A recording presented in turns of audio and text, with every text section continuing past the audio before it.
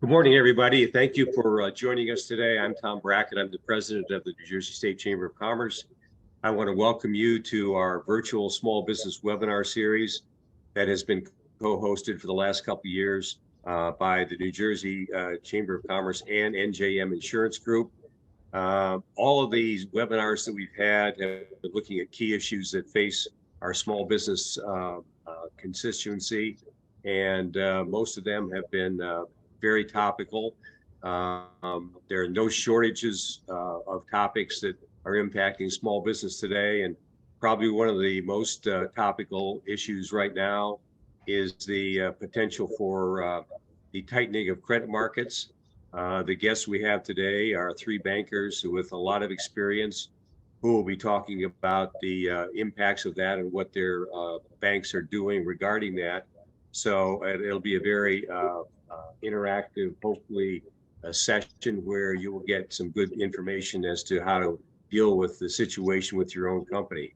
Before we begin, we would encourage you to ask questions.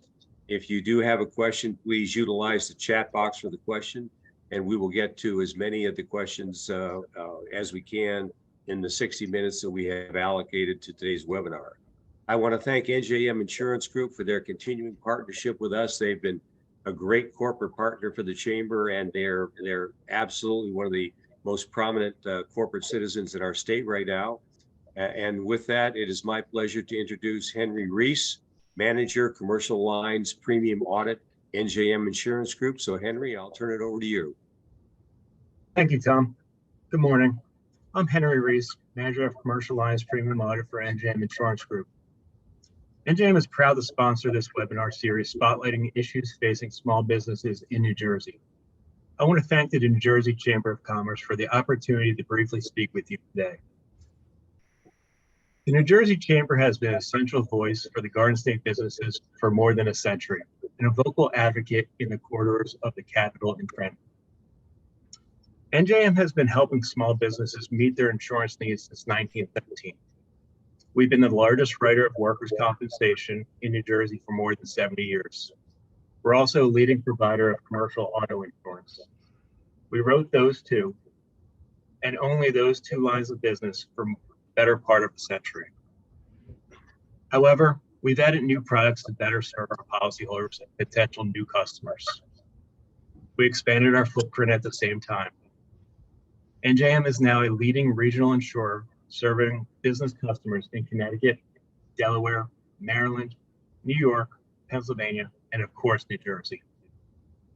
We now offer the NJM Pro Edge Business Owners Policy, which combines protection for common property and liability risk designed for smaller businesses. Also new is the New Jersey Pro Pack Commercial Package Policy, which protects mid to large size businesses against property and liability risk. NJM's business policyholders receive the highest level of service, including access to our nationally recognized claim service and certified loss prevention specialists. This focus on safety, long and NJM hallmark, is to help business owners identify and correct workplace hazards before accidents occur. And if an injury should happen, our claims and medical service professionals work to mitigate losses and contain claims costs. We take pride in aligning the right coverages for our policyholders, providing an outstanding customer experience, and sharing profits in the form of dividends. We want to help our policyholders grow and in turn grow with them. If you're not an NJM business customer, I encourage you to visit njm.com to review our agent directory, get a free quote, or contact us with any questions. Thank you. Now I'd like to introduce this morning's speakers who will offer valuable guidance regarding banking matters. First, Robert Curley, Regional President of Pennsylvania, New Jersey Metro at TD Bank. Rob provides strategic direction and sales leadership to TD Bank's New Jersey and Pennsylvania consumer, small business, commercial, and specialty banking operations and lending services. He leads a team of approximately 2,500 regionally based employees and a network of more than 250 stores. Rob has worked at TD Bank for over 30 years. previously serving as South Jersey, Coastal New Jersey Commercial Market President. He has seen the banking industry from every angle. He began his career as a part-time teller at TD and has held various positions, including credit analyst, small business lender, community lender, workout loan officer, and regional vice president.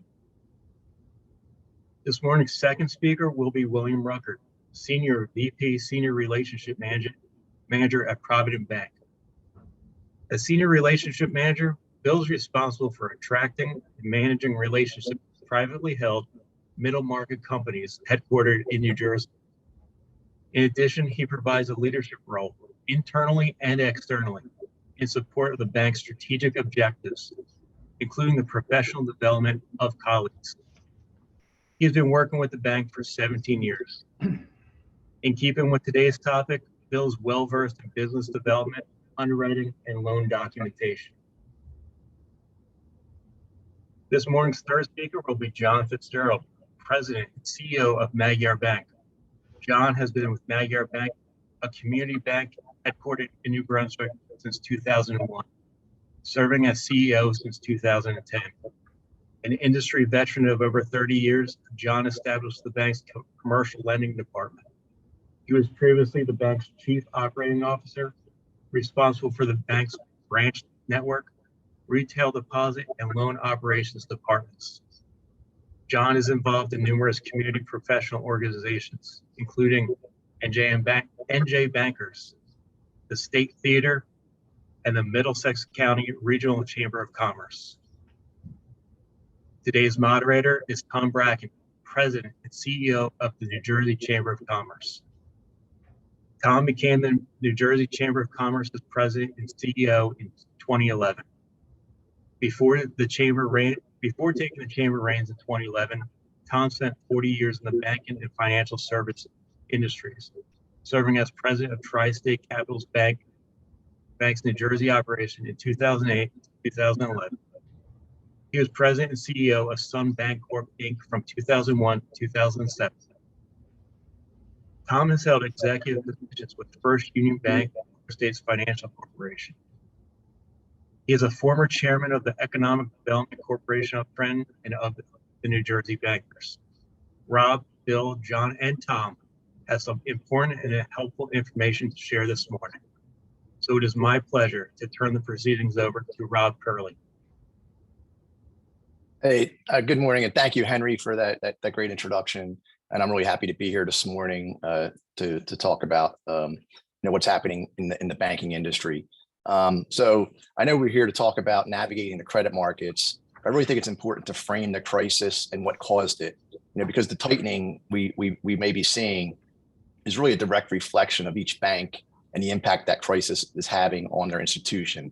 So if you're with a bank that is struggling with certain aspects of the bank crisis, it could certainly impact your access to credit.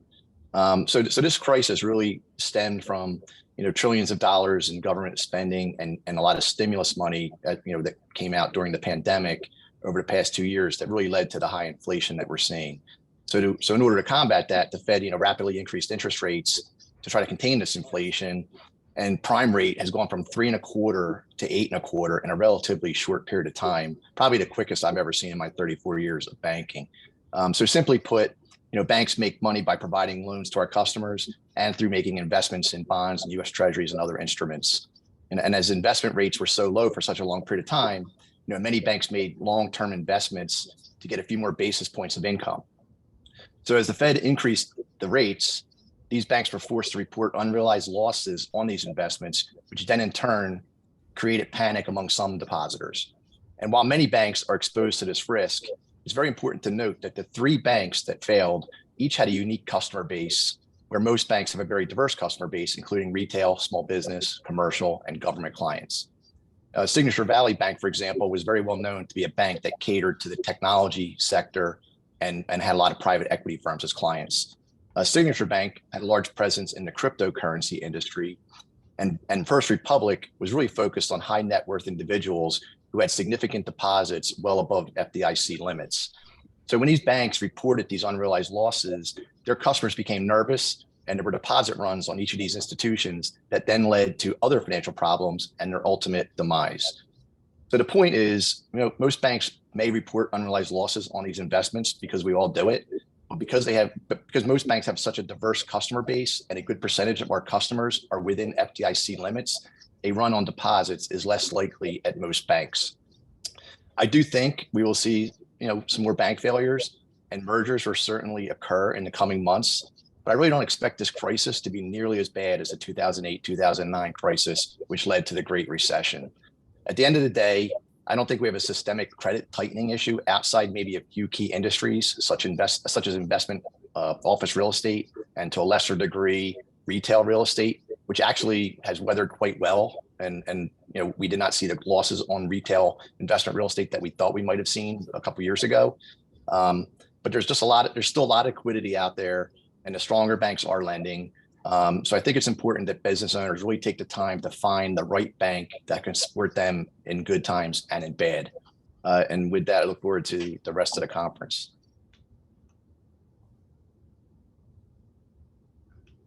Okay, Bill, you want to go next? Sure. Thank you, Tom. Henry, thank you for that nice introduction as well, and appreciate the New Jersey Chamber asking me to be a part of this today. Before I kind of give you some talking points on the tightening credit market, let me give you a perspective of what Provident Bank market is. We serve small to mid-sized companies in the Southern New York, New Jersey, and Eastern Pennsylvania markets. We are a large community bank.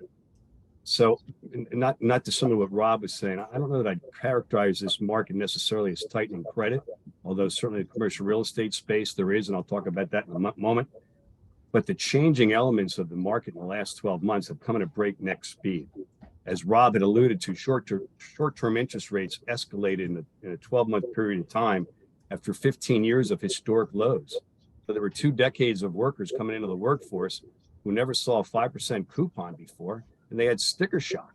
Well, those of us who had a 14% interest rate on a residential mortgage in the mid-80s, 5% seemed kind of good. The Treasury market kind of followed suit with short-term rates, but the long side of that curve began to invert, and it's been a prolonged period of time, longer than we've seen in probably about a decade. That impacts banks' ability to lend long term, and now that inverted yield curve is kind of now turned into a bit of a J, all impacting banks' lending decisions as it goes long-term lending. The industry's cost of funds have gone up significantly along with the interest rates. Banks are fighting for depositors again, offering rates just to bring in depositors to hold them. That impacts the bank's profitability and ultimately its capital. Kind of reminds one of the old supermarket wars when Pathmark would offer 2 times coupon and Acme would order 3 times coupon. All it does is hurt your profitability. Fiscal year 22 brought in new lease accounting standards that have impacted companies' balance sheets and income statements, causing covenant violations. That too takes the bankers' eyes off the balls. They have to deal with those covenant violations. And then the CECL loan loss reserve calculation is an ambiguous calculation no matter how you look at it. But again, it impacts banks' capital and what the regulators require them to put in reserves. And then we had 3 really large banks just fail. So all of those elements have caused more scrutiny in the banking's lending decisions. But I will say the asset quality of most portfolios have held up well, both in the commercial industrial space and the commercial real estate space. It's been quite a tribute to these business owners. Loan demand certainly has declined over the last 6 to 9 months. Business owners are either reluctant to invest in themselves and just hoard their cash, or maybe look at a little more scrutiny on their investment opportunities. The commercial real estate market is, however, been tightened. Asset class plays a big role for what the bankers are going to do. No one really wants to look at office or retail space. Certainly the industrial market, and to a lesser extent, multifamily is still in vogue. I would agree with Rob. I think banks do have an appetite to lend, but the above issue will influence their decisions and how they handle their precious capital. But we've seen it before. My advice is to talk to your banker, understand what they're looking for, and to be in position to provide it. It starts with quality financial reporting. Hoard your cash, monitor your cash flow. If it's a short-term financing need, treat it as such. On a longer-term side, make sure you understand what the banker needs so you can meet those expectations. Thank you. I look forward to your questions later. Okay, Bill, thanks. John, you want to chime in, please? Sure, Tom, thanks. And thank you to you and the New Jersey Chamber of Commerce for inviting me. All I have to say is, wow, Rob and Bill did a pretty good job setting the table for me. They pretty much said a lot of what's happening in the macro areas of our economy. I can tell you, Magyar Bank's been around for 100 years. We are a community lender, and we have not seen a decline in our commercial or resi lending yet, which is a little bit of an outlier. But when I say that, we're banking our customers, and I think Bill referenced that. We have relationships, and you need to talk to your bankers and develop those relationships. It's a little late in the credit crunch, so to speak. Again, I'm not sure that really a credit crunch here in New Jersey, maybe some other spots. And I really think at some point it's created by the media just focusing on that. But you need to have a relationship with your banker. And that could be developed in a number of ways, either through your connections, if you have friends, attorneys, CPAs who know bankers and could have set you up with an introduction to a banker. That'd be a great way to enter into the market. As far as CRE, commercial real estate, we're seeing actually an increase. People, and when I say that, the deal's cash flow. So the people who are buying these properties at whatever the interest rate is, which obviously is much higher than it would have been a year ago, the deal's still cash flow. So it makes sense to those people. And again, a lot of times these are existing customers or some new customers that we are bringing in and able to bank those. I can tell you, and again, Rob and Bill mentioned a little bit, the office space is difficult. Our professional investors and investors in general want to know what our percentage of our commercial loan portfolio is in office. That's one sector that is a little difficult right now to bank. And I would say the most important thing when developing a relationship with the bank is be honest. If you're a new customer coming to me, presenting your financial statements and your story to me, which I love to hear the stories about all of these niche businesses or businesses in New Jersey, just be honest. If there's some weakness in your credit somewhere, let's have a discussion about that and let me know why there might be a weakness in a certain area. Because if you don't present that to me and I find that out later, I'm going to have a lot of questions about that. So, and again, Rob and Bill created a good backdrop as far as the macro economy here in New Jersey. So I'm not really going to go into that, although I have notes, but I just reiterate a lot of what they said. So thanks. Okay, thank you to all three for those introductory remarks. Let me just put another overview on the current situation. We wrote an op-ed about a month ago when the banking crisis first appeared, basically saying to people in New Jersey, this is not a systemic banking problem. It's the problem of 2 or 3 isolated banks who, as you've just heard, each bank had its own specific niche that kind of backfired on them. And please don't throw out the baby with the bathwater. The New Jersey banks, who I can tell you, having been a banker for a long time, are well managed, have great capital, have good credit standards, and they had good earnings. So the point we were trying to make is please don't panic that the New Jersey banks have the same issues. They don't. And the key thing was, as many of the 3 people just said, go talk to your bank. There's nothing better than having an in-person, and I emphasize in-person, discussion with your bank to let them know about what each company might want to do credit-wise over the next couple of months or years. Make sure that they have a conversation and get on the same page with their banker, so there's a real understanding about the borrower-lender relationship, which is key to any company's future. So those things we put out in an op-ed. We got a lot of very positive comments, both from the business community and the bank and the bankers about that. And I would just reemphasize that today because you've heard it from all 3. Go talk to your banker, have a conversation, find out where each of you stands, and that will help you give you peace of mind that if you have a need, you will be accommodated. So I guess the first question for all of you is, we've heard this comment about the credit crunch, and that probably sends shivers through the spines of the business community, because what they perceive, if they haven't had a conversation with their banker, is that there's no more money available, and money is the key to success of any business. So can you each just give me a brief description of if you've seen companies come forward with those kinds of comments, and how your bank is preparing if you've had a shrinkage of your balance sheet because of deposit runoff, how your bank is preparing to make sure you can accommodate your customer base. So, Rob, you want to kick that off? Sure. So again, in my opinion, this credit crunch or perceived credit crunch, I'll say, is isolated to those banks who are really scrambling to manage loan to deposit ratios or had niche businesses like the three banks we talked about earlier. Because we've all experienced deposit runoff. And I think the media in particular has sort of made it all sound like that's a flight to safety.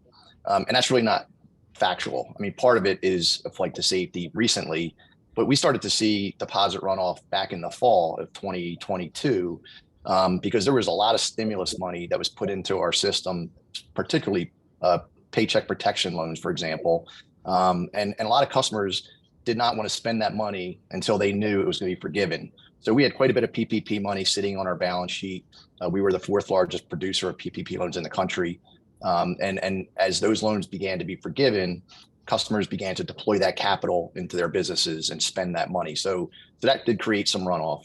We then saw a runoff for flight to rate because rates at some banks we got very competitive earlier this year, well before this crisis. And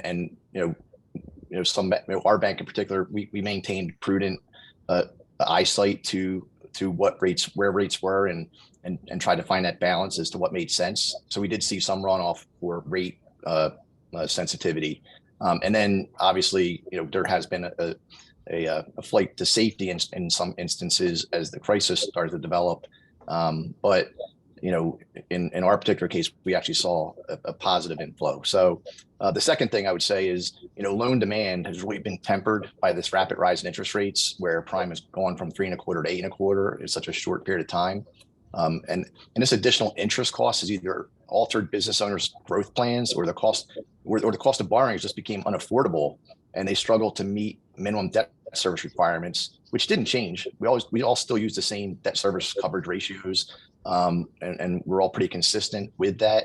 And they didn't change. It's just with a higher cost of capital and loans, a lot of customers may not have met those metrics. So again, there's still a lot of liquidity out there. It just costs more. And it's really important to find a bank that is consistent in good times and in bad times and has the wherewithal to weather these storms. If there is one area that I see a consistent pullback across all the banks, we said this earlier, it would really be in that investment real estate office market and to a degree retail. But that really has nothing to do with the crisis and everything to do with uncertainty about what the future of office space needs might be, as well as the fact that there's a lot of interest rate sensitivity to some of these deals that are coming up for renewal in the next couple of years, where maybe they had a very low rate for the first 5 years, and now when we underwrite these, the cash flow will be much tighter at these higher rates. So other than that, I think it's I think the credit crunch is maybe being blown out of proportion to a degree. Bill? Sure. I would have to agree with Rob. I don't think there's a credit crunch either. I just think that I think the market has changed with the interest rates. Now, we did not have a large runoff of deposits when the news came out of Signature in Silicon Valley, but the organization, we got ahead of it. I think we were in contact with our customers by 7 o'clock that Monday morning, if not on Sunday. The other element that, there's a media narrative that Rob alludes to that, has to fit it. Not only did deposits go down last year, companies were reinvesting in themselves, but line of credit usage went up. The line of credit usage went up because the cash reserves had been spent. Now lines of credit are being used for working capital, the purpose that they're there for.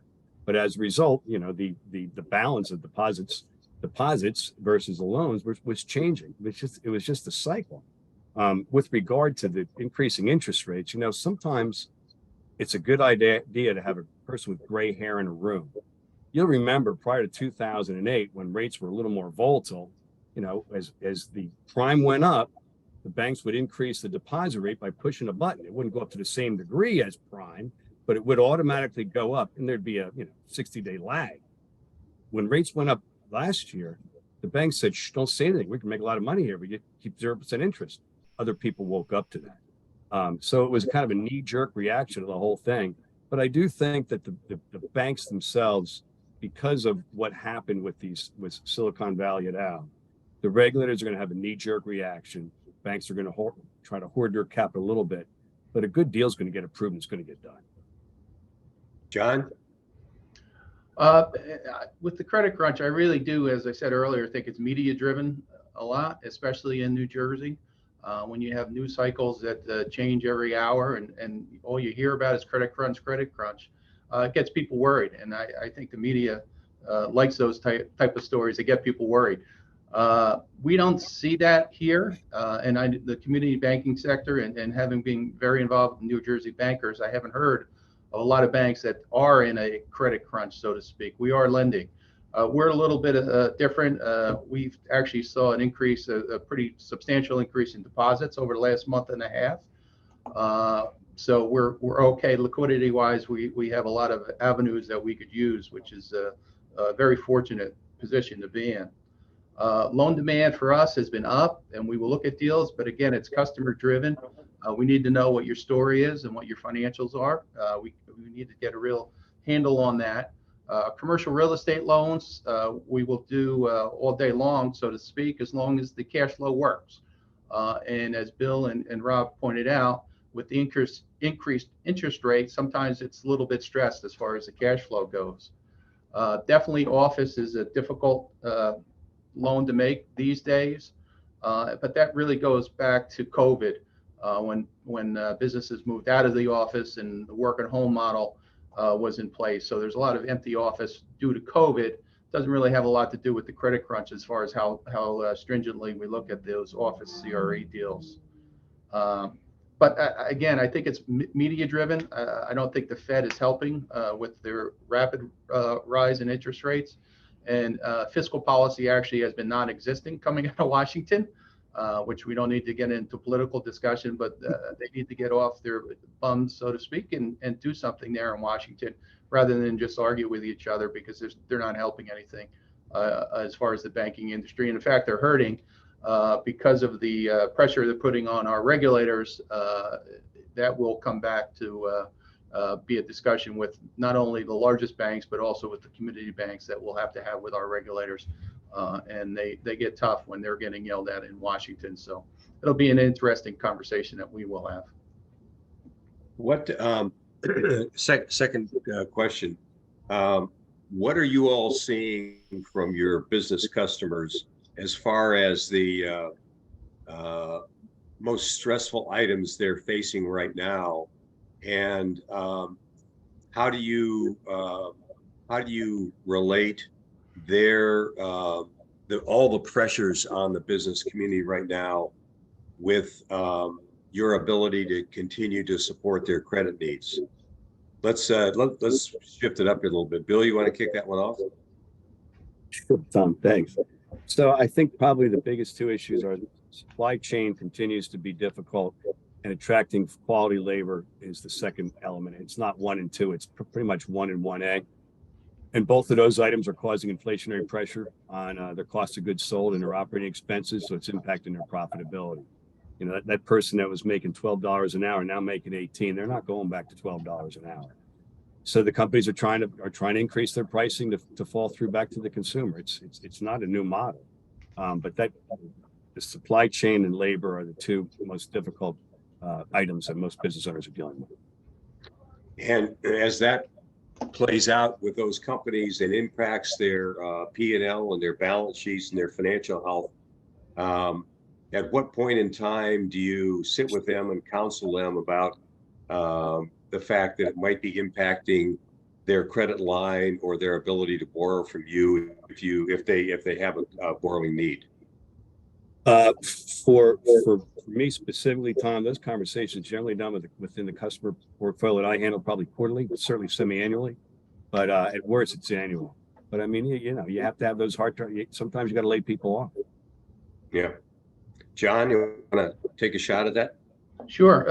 I mean, it shows the need of establishing lines of credit for liquidity needs in a business when times are good, actually. And what we're seeing is exactly what Bill said, and especially the labor issue is huge. Some of our hospitality customers are having real issues, and some are closing on some days. We're talking about restaurants and the like. But with PPP money having been in the system, the liquidity crunch isn't as great right now with our businesses, but they are using those funds to keep going, so to speak. But I really think you need to have conversations with your bankers, establish lines of credit so you have that availability of credit. Even again, in the best of times, it's the time to do it. But if you do have a need, and again, you're a customer of ours, we'll have that conversation with you. If your credit, if your financial statements are a little impacted, but you have that conversation with me about your supply chain issues or your labor issues or your accounts receivable lengthening out a little bit, we will talk to you. And if you're a customer, we will continue banking you, just because we appreciate what you've done in the past with us as far as your loyalty to us. So this is the time for us to be loyal to our customers also. Okay, Rob? Yeah, I don't have much more to add. I mean, I think that my two counterparts covered it well. I think supply chain and access to people is the two number one issues that we've seen now probably since March of 2020. And again, I think it all comes down to communication and staying ahead of it. And we encourage our relationship managers to meet with our customers at minimum 4 times a year, if not more, to have those conversations, stay ahead of the curve, and really help them navigate those pitfalls that they might have. And banks, we understand it. We have staffing issues as well. And I mean, I think the cost of a teller has almost, not quite, but almost doubled what it was in 2019. So, and then that puts compression on everybody else in the bank as you move up the ladder. So, we aren't immune to the staffing issues that are out there. And, I think, again, it just comes down to being transparent and not hiding from your issues and really communicating with your bank about what it is that you're dealing with. So a question for all three of you. I know when I was in the banking business, banks were not notorious, but banks were very focused on new business development, trying to develop new relationships and so forth. Are your business development initiatives as aggressive now with all the pressures on the business community as they were before the pandemic? No, I can tell you that we're really trying to help out those customers we have in the portfolio currently. And what we're finding is from other institutions, including a couple of large relationships we picked up from SVB Bank, which were local tech companies here in New Jersey, but banked with SVB, because I guess that's what tech companies did. You had a bank with that bank for some reason. We picked up some large relationships through that bank failure. But we're really just fielding calls from customers now. It's a little different, Tom, than walking the street and soliciting customers, because people see a need, they're worried, and they want to talk to bankers. Luckily, we have a good referral network here at Magyar Bank. So we're getting a lot of calls from our accountants and lawyers who we're friends with, who are referring people over, who are very worried in the current situation, again, because of the perceived credit crunch. But just repeating myself and knowing a lot of New Jersey banks and having talked to them over the last couple of years, I don't see a lot of banks pulling back aggressively. They're going to take care of their customers. They might not be reaching out for a lot of new deals, but we're here to provide credit. Rob, you have a perspective on that? Yeah, I would say here at TD, we're all about consistency.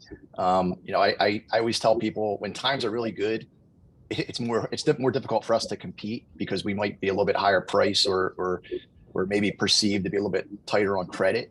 But then when times are bad, we're doing the same behaviors and therefore we appear like we might be more aggressive. So, and it all comes down to consistency and being there for our customers. Like I keep saying, in good times and bad. We have 115 commercial bankers covering New Jersey and Pennsylvania. and we try to manage their portfolio counts so that they have the time to not only manage their customers and help them through any potential crises they might be dealing with, but also to continue to do business development, because we see this as opportunity to grow our bank, and we are extremely focused on it. We are at this point the 8th largest bank in the U.S., and our goal is to be a top 5 bank in the next several years. So if anything, we're doubling down on our business development efforts and really trying to take this opportunity to grow our bank, use our safety and soundness as a strong message, and bring in new customers. So if anything, we're consistent in our approach to both managing our existing customers and growing our base. Bill? Yeah, similar to TD, Provident's business model remains unchanged. We're still looking to attract new customers. I mean, it's not dissimilar, Tom, from what was in 2008 when the banking industry as a whole took such pressure and TARP money was given out. Provident Bank didn't take TARP money, didn't need it, and we were able to attract a number of large clients because of our ability to stay focused on them, and that remains to be the approach we have today. So for all three of you, the increase in regulation that has been placed on the banking industry, my perception is it has taken away some of the old relationship lending aspects and made it more, you must be more compliant with the new regulatory environment that the different agencies have placed on the banking industry. Has that impacted your ability to satisfy the credit needs of some of your customers, because you can't rely on, what I would call in the old days, the handshake? You can't do that anymore. You need to fill in all the blanks and check all the boxes. So is that new regulatory environment impacted your ability to satisfy the credit needs of your customers? John, you want to start that off? Sure, and absolutely, Tom, it has, and it's unfortunate too, because when you say a handshake, there's a lot more that goes into that, because, and I know you as an ex-banker, we know their stories, we know their families, we know what they do, we know what dad does or uncle does, and people bring people to us, say, I fully support this deal, but it might not cash flow because the financials of this particular entity or person is a little weak. So it's unfortunate that regulators don't see that. We're in for a bumpy ride as a banking industry with new regulatory focus on liquidity due to SVP and Signature Bank. So and with our regulators, they just layer regulation on us. Just because they're going to be looking hard at liquidity now doesn't mean that they're going to back off on other areas like the Bank Security Act, where we're actually almost acting like law enforcement sometimes with our customers as far as gathering information about what they're doing. So it's going to only get more difficult. The other piece that we have coming down the pike is deposit insurance is going to be increasing also due to the failures of the banks that have recently failed, which is going to impact the profitability of banks. So it's not a sign of banks weakening. It's really us supporting the industry and helping the FDIC with their deposit insurance fund. But that it will be coming down the pike pretty quickly, and so you will see banks a little less profitable potentially due to that. Rob? Yeah, so I think I'll take the approach of a football coach who's not going to pick on the referees for making bad calls, but I think absolutely the amount of regulation that has come down on banks since 2008, 2009 is significant across all aspects. And in many cases, I think a lot of it made sense and is probably the reason why this crisis is not going to escalate to the level that it probably could have. But on the flip side, there was a lot of regulation that came out that maybe didn't make so much sense and ultimately, I think, hurt the consumer.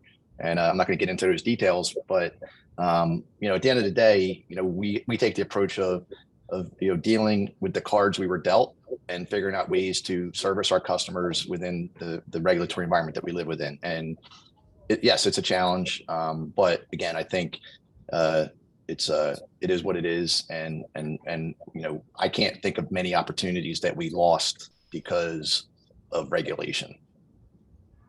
Bill? So to summarize the question, Tom, right? It has a regulatory environment impacted the bank's ability to do business. Let's see, you have 2 or 3 conference rooms dedicated to the regulators 12 months a year, just a matter of who's going to be in those conference rooms.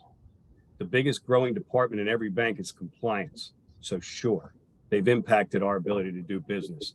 But, I still think that, for bankers that are empowered by the organization to go cut a deal on a handshake, it has to be papered and it has to work. But I think the handshake still works, Tom.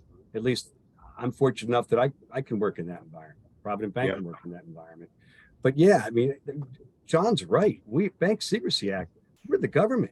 And if you get somebody in compliance, a name hits, it's not the person that you're doing business with, and all of a sudden they're going to shut down the account and throw them out. Like, whoa, this is one person, Yeah, you have to Rob's point too, you can work around it, you can still do business, but it takes more time. And just one thing I'll add to what Bill just said is, the handshake is important because character matters, and we're lending to people. It's just not, you just can't make the loan solely based on that like you used to be able to in the past. So I remember in the you're old looking for days, 3 sources. Robert Morris Associates, 5 C's of credit. The number 1 C, capital C, was character. And from my estimation, that capital C has gone to a small c and probably first to last because, even though you like people and you have to fill the boxes out and comply with all the regulations. So it makes the business a little more difficult and probably not as much fun, but as long as you can still accommodate the credit needs of your customers, then I guess the means and the end are both being satisfied. Question for the 3 of you. The state of New Jersey, which is the most densely populated business state in the country, we have an economic development authority that over the years has provided some credit support to companies who needed credit support. Do you feel that the state of New Jersey has done as much to shore up some of the less strong businesses in the state? Or do you think the EDA should be looking more aggressively at helping those companies out? John, you want to start that off? Sure. I always think they could be more aggressive, Tom. And again, we at Magyar, we pride ourselves how quickly we could deal with our customers. Sometimes when you deal with the EDA, it gets bogged down a little bit as far as the process, and you're a month or 2 months out. I think if they did provide credit support or provided guarantees a la the SBA for the banks that are in New Jersey, we have boots on the ground here. We could make loans, and if we have a little bit of a credit enhancement on those loans, it'd be a very enticing thing for bankers, and we could make a lot of loans happen quickly. Again, good credit standards. We're not going to go back on that, but I think if they did provide support, it would be a huge help. But you have to look at the speed in which they could provide these products also. Has the SBA been as supportive now as they have been in the past? Absolutely. We're a preferred SBA lender, and it's been a very good product to have. The issue with SBA loans is they're typically prime-based loans. So where prime has gone in recent months, it's just prohibitive for some people because of the debt service coverage that we need to satisfy. But they've been very supportive of the SBA. Yes. Bill, any comments? Tom, I have not done an EDA deal or even seen an EDA deal since Governor Murphy shut it down. So any kind of help would be better than what we have now. And the program that he put in place, again, I've not seen anything there. I mean, back in the days of Karen Franzini, I mean, under her guidance, the EDA was a partner with banks regularly. So clearly, if they went back to the model of Karen and her predecessors and a successor, sure, that would help. That would help borrowers, no question. Rob? Yeah, so I would say, TD, we love the SBA. We're the largest SBA lender in New Jersey and many of the other states that we cover. And quite frankly, the process for an SBA Express, a 7A, or even a 504 loan is not much different than a conventional loan these days. And 10 years ago, I would never have said that. They were really challenging to do. And And now they've really streamlined the process, and we do a ton of SBA loans. We love the program. And I think that's a major competitor of the EDA. I have been critical of the EDA in the past year because I agree with Bill that we didn't have the same relationship that we had years ago. But the good news is they reached out to me. We've had conversations about how do we get better? What is it that they want us to do? What can they do to help the banks? So they seem open to discussion and trying to make their products more competitive and turn around quicker, to compete with the SBA, because I'm a big believer in, keeping the money in our state. And if we can do more EDA loans, I'm all for it, and I'll double down on it. But we just have to make the product better, and we have to make the process faster. We as an organization, since the beginning of the pandemic, have been talking to the administration and the EDA and the legislature about establishing a $2 billion loan grant, not loan, a $2 billion grant fund available to all businesses in New Jersey, because we realize that borrowing costs money, SBA loans cost money, anything costs money. A grant is free money, but there are a lot of companies out there that don't have the ability to borrow, and to survive, they need the grant funding. So we are continuing, especially now with the $10 billion surplus that is sitting in the state treasury. We're asking for that to be revisited, because working capital right now is at a premium, and any source of working capital would help the business community. And we just think that a very broad-based, large grant fund that would have to be doled out selectively, but it would be very beneficial to the overall health of our business community. So do you all agree that us continuing to push for that is something that would be helpful? I think so. I'm sorry, go ahead. Go ahead.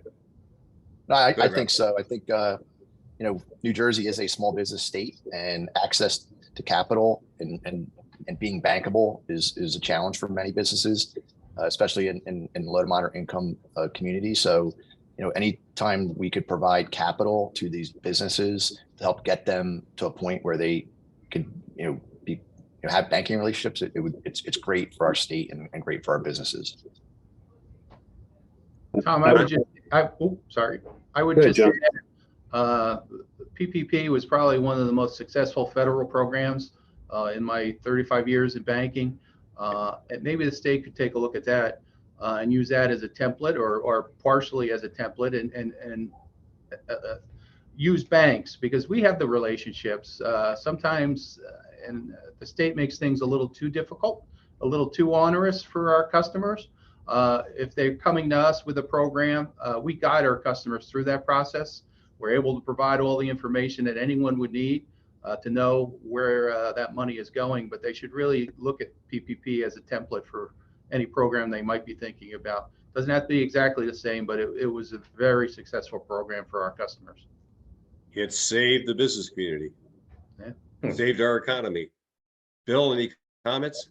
Yeah, I would agree. I mean, anytime you can get the government working with business, it can't help but be a good idea. I mean, look at the infrastructure bank and what David Zimmer has done with that, and leveraging government dollars for municipalities and benefiting all the people that live in those towns. It's evidence that it can work if you have the right people at the helm. Absolutely, it's a good idea. And was it addressed yesterday at the luncheon? Yeah. So a question, the Washington is dealing with our debt ceiling problem.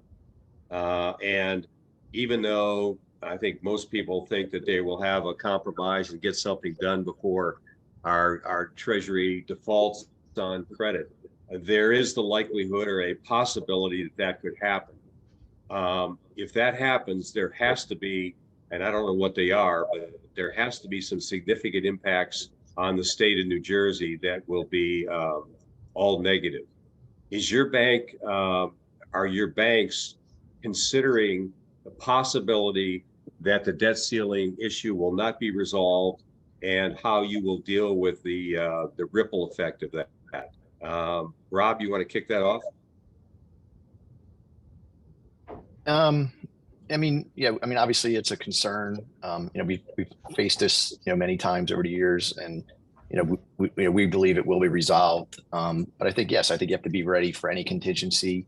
One of the things I heard this morning is one of the proposals to help, with this is to claw back some of the excess PPP money or stimulus money that the states have, which Right. definitely would affect New Jersey because we only have a surplus because Correct. of COVID. If it wasn't for the pandemic, we wouldn't have a surplus. So yeah, that would hurt us. But yeah, we definitely keep a close eye on it to make sure, we're prepared for it in the event that happens. John? Yeah, we've already had meetings on contingency planning if this did occur. We just have to be ready. Whenever you see a crisis, you typically don't get a heads up on a crisis. So knowing that this may come, we are planning for that and actually communicating with our customers in regards to what we're going to be doing. I just like to add, it's kind of embarrassing they can't get together and figure this stuff out, but that's just my thoughts. Bill? There's been internal discussions there too, Tom, but I think the thought that it'll be kicked down, the can will be kicked down the road in a couple of months is kind of the overriding theme. And we're fairly well insulated from what happens if government payments don't come out, other than, of course, some of the consumers. But federal contracts are most of our clients do not have federal contracts where jobs would halt or the receipts would stop coming in. But yeah, it certainly has to be looked at. And Yeah, Tom, and I would just add with us, I mean, what we're looking at also is the residential mortgage portfolio, which we have a substantial residential mortgage portfolio for those federal workers who might be cut off, so to speak. So we're prepared to look at the deferments of some sort in that portfolio also, which is very important. I know we're talking business today, but it's people who we're looking at. So. Yeah, I think the biggest impact that I've read about the debt ceiling problem is federal government funding of states will be dramatically cut. That can be a real problem because of the money that we get from the federal government that really helps us with our budgetary issues. But the clawback issue that Rob mentioned, we are beating our chest in New Jersey to the fact that we have a $10 billion surplus. And that's great because it's the rainy day fund. But in a blink, if the federal government decides to claw back unused funds, we go from a $10 billion surplus to no surplus. We have no rainy day fund. So that's the good news, bad news portion. I think Trenton is probably betting on the fact that they will get this resolved and that won't happen. But if it does happen, what we're talking about as a strength of our state becomes dramatically impacted negatively. And that's something I don't think any of us want to face right now. So we have just a couple of minutes left, and one question for the three of you. One of the things I've noticed over the last couple of years is the number of banks nationwide and the number of banks in New Jersey are shrinking. There's consolidation happening, and I'm sure with all the pressures on the business community, with all the pressures on the banking industry today, discussions of consolidation are probably continuing to happen. If the number of banks in New Jersey continues to shrink, what will that do to the credit markets and their availability to be accommodated to accommodate the business community? So, Rob, you want to start with that? Sure. I could be off on the math, but my recollection was there was about 11,000 banks in 08. We're now down to just under 5,000 in the US. So that's a lot of shrinkage. I think that'll continue, fortunately. And I say unfortunately because I think every bank, whether it's a large bank, a regional bank, or a community bank, serves a unique purpose and a unique population of customers. I think we, as a large bank, we really focus on small business. But we're also held to a different standard than a small community bank. So so I think losing those smaller banks will hurt small business, which is so critical to not just our New Jersey economy, but to our U.S. economy. So I don't know where the right balance is, but I think we will definitely continue to see a shrinkage in the banking population. And hopefully that doesn't mean that we just end up with a few large banks, in the country. That I don't think that would be good for anybody. Okay, John. I could tell you from being the immediate past chairman of New Jersey Bankers, there's now right around 80 banks headquartered in New Jersey, most of which are community banks. it's going to have a major impact if it continues on small businesses and some mid-sized businesses, because you're not going to have the relationship that we do have with our customers at those banks. And you're talking about handshake deals, but again, it's character deals, which you also pointed out. We know our customers, we know our communities, we know who we're dealing with. You're going to lose a lot of that with continued bank consolidation. And I could tell you that it's continuing, because I have a lot of friends that are bank presidents that are in the middle of deals right now. So it's unfortunate, but it's continuing. And again, it goes back to the regulatory costs that we have as a small bank. It's just hard to meet those costs as they layer these regulations onto us. We have to figure out ways to make more money to cover the cost of those regulations. So people get the economies of scale come into play, and they merge. So that's just the reality of the situation. And John, just to put that into perspective, when I was chairman of the New Jersey Bankers Association in the year 2000, we had 144 banks in New Jersey, and now it's what, 88? It's 88, but 76 are members of New Jersey Bankers. So Yep. Right around that 80 number. Yeah. Bill, any comments on that? Well, as we sit here, we're awaiting regulatory approval of our acquisition of Lakeland Bank, so that'll make it 87, John. And it is a combination of similar cultures. So, it'll be a super regional community bank. But I think back in March, that was the biggest concern that we had as an industry, right? That if you're too big to fail, I better take all of my deposits out of my banks that aren't too big to fail. And you're left with 5 banks in the country. You need the community banks. You need the mid-sized banks. They have different business models. Doesn't make one right, doesn't make the other one wrong. They're just different.